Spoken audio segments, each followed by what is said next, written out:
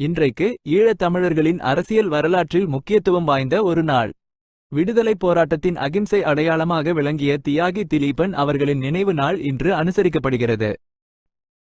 யாழ்ப்பாணம் நல்லூர் கந்தசுவாமி கோவில் வீதியில் உள்ள திலீபனின் நினைவு தூபி முன்பாக இன்று காலை உணர்வெழுச்சியுடன் நினைவேந்தல் நிகழ்வுகள் நடைபெற்றன.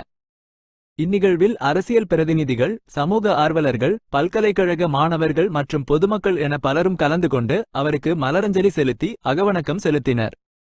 புலம்பெயர் நாடுகளில், இதேபோல் புலம்பெயர் தமிழர்கள் வாழும் பல்வேறு நாடுகளிலும் திலீபன் நினைவு நிகழ்வுகள் உணர்வுபூர்வமாக அனுசரிக்கப்பட்டன. 1987ஆம் ஆண்டு செப்டம்பர் 15ஆம் திகதி 5 கோரிக்கைகளை முன்வைத்து நீராகாரம் கூட அருந்தாமல் நல்லூரில் உண்ணாவிரத போராட்டத்தை திலீபன் ஆரம்பித்தார். தொடர்ந்து 12 நாட்கள் தனது போராட்டத்தை தொடர்ந்த அவர் செப்டம்பர் 26ஆம் திகதி உயிர் நீத்தார். தமிழர்களின் அரசியல் உரிமைகளுக்காக அகிம்சை வழியில் அவர் மேற்கொண்ட இந்த தியாகம் இன்றும் பலரால் போற்றப்படுகிறது.